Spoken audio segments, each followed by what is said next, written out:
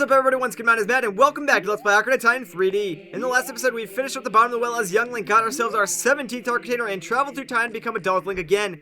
In this episode, we're going to take on a really annoying side quest, but before we do that, I'm going to warp directly into the Death Mountain crater. The reason behind this is we planted a magical bean plant 7 years ago as young Link, and that has since then grown to a full flower which we can ride and get ourselves on the heart piece, so let's go grab it.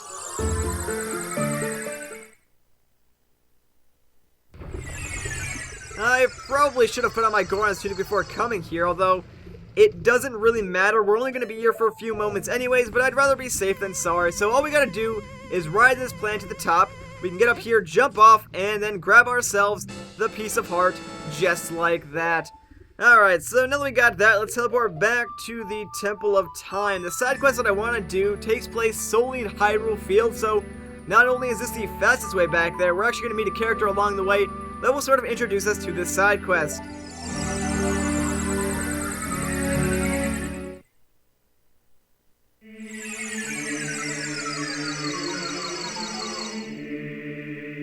Alright, now it's worth mentioning that you're going to want a lot of empty bottles for this side quest. I only have one because my other ones are filled with a fairy and some bugs, and I kind of want to keep it that way, so this is going to take me a little bit longer than I would like it to, but ideally, if you have all 3 empty bottles to do this, that would be perfect.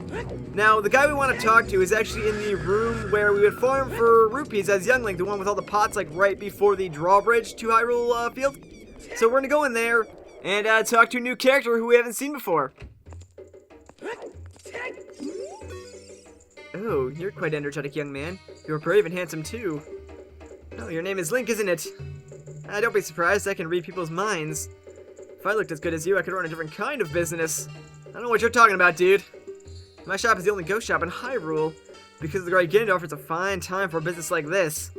Oh, I can only hope the world gets even worse. The ghosts, called Poes, are spirits of concentrated hatred that appear in the fields and graveyard. They hate the world. Young man, if you catch a Poe, I will pay a lot of money for it. Alright, well I guess that's our quest. Let's go and catch some Poes. Now, you can do this quest anytime after you finish the forest temple because you need the fairy bow. You also need Epona and some empty bottles, as I already made mention of. So, let's just call Epona real quick. And you know what? We actually are really low on arrows, so I'll probably have to go buy some after we catch this first Poe. Which brings up another thing. The only shop that sells arrows that I know of right now is the one in Zora's Domain. So I'll probably have to run over there after we catch this first Poe. But anyways, let's just equip our arrows, get on the back of Epona, and I'm pretty sure I've made mention of this before, but you can actually use your arrows while you're riding Epona. Now, the very first Poe is really close by. It's actually next to the sign, so you just run up next to it. The Poe will appear right in front of you. Shoot it twice with your arrows, and it goes down. And then all you gotta do is run into it, and it'll stick it in your empty bottle. So there we go. Now we have an empty Poe in our bottle, as you can clearly see. And now we just gotta bring it back to that guy in the ghost shop and sell it to him and see what happens. It probably would have been quicker for me just to walk there, but that doesn't really matter. We're already here. Now, for me, this is going to be really annoying because I only have 1 empty bottle and I want to keep my other 2 bottles full, but for you, it'll probably be a little bit easier, assuming that you have more empty bottles than I do. Anyway, let's just go show this guy the Poe. Oh, you brought a Poe today. Very interesting. This is a big Poe. I'll buy it for 50 rupees.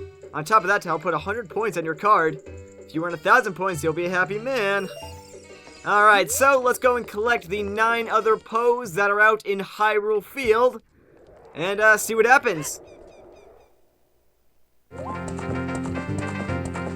Now, the second Poe is right in between this tree and the entrance to Lon Lon Ranch, so just line yourself up correctly, run through the middle, and hey, the Poe's right there. Just shoot it twice, and it is yours to collect.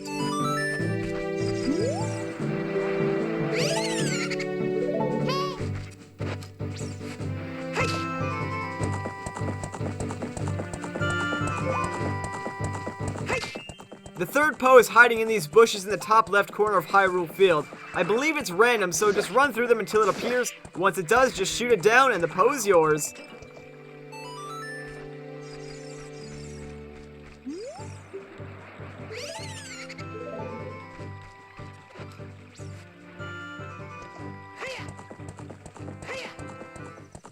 Poe number 4 is very easy. It's right at the fork near Gerudo Valley. Just run straight to the center. The Poe will appear, shoot it down, and it's yours for the taking.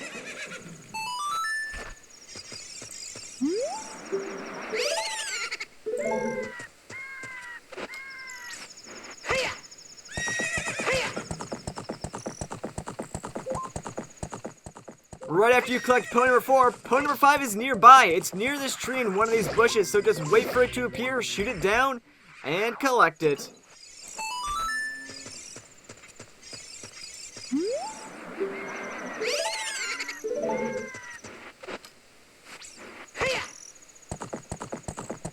Poe number 6 is hiding in the bushes in the southern part of Hyrule Field near Kokiri Forest and Lake Hylia. Just run straight through and the Poe will appear, shoot it down, and it's yours for the taking.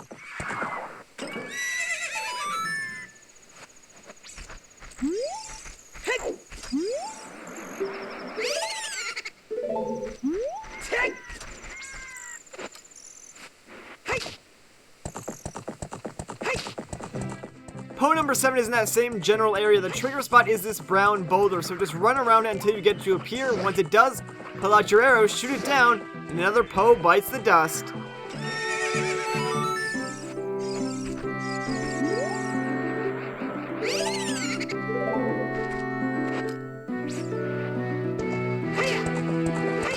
Poe number 8 is along the road to Lon Lon Ranch coming from Kokiri Forest. It's right next to that silver boulder, so once it appears, just shoot it down and it's yours for the taking.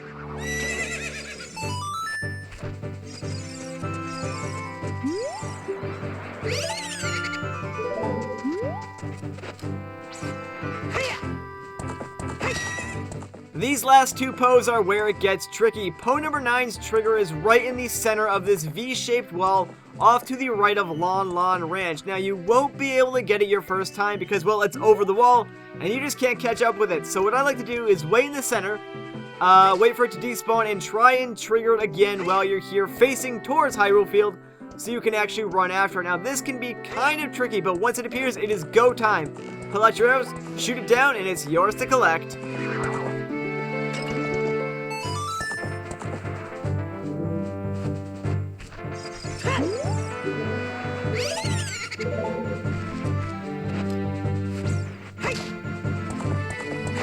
Poe number 10, the last and final Poe, is out on the overcropping near Kakariko and Zora's River. I believe the trigger spot is the side of one of these fences, so it can be kind of difficult to get it to appear where you want it to. Once you do see it though, book after it, shoot it down with your arrows, and well, after you do, congratulations, you have just beaten the Big Poe Sidequest. So let's collect the last and final Poe, turn it into the guy at the Poe shop, and see what we get for accumulating 1,000 points. Because, you know, you get 100 points for each Big Poe you actually bring him. Whatever, you guys understand, you know what I'm talking about. Now, admittedly, this prize would have been a lot more useful early on in the game, so I probably should have done it then, but it doesn't really matter in the long run. Let's just go show him the 10th Poe and see what happens. Oh, you brought a Poe today? Okay, whatever we are, I've seen this text before. Yada, yada, yada. Wait a minute. Wow. You have earned 1,000 points. Young man, you are a genuine ghost hunter. Is that what you expected me to say? Because of you, I have an extra inventory of Big Poe, so this will be the last time I can buy one of those ghosts. You're thinking about what I promised would happen to you when you reach 1,000 points. Don't worry, I didn't forget. Just take this. And with that, he gives us an empty bottle. That is our 4th and final empty bottle in the game. Not too shabby. Would have been more useful at the beginning of this side quest, but hey, beggars can't be choosers, I guess. Okay, so there's no other side quest that we can really do right now, or that I want to do right now, so I guess what I'm going to do is play the Nocturne of Shadow, and we're going to warp to the entrance of the next temple.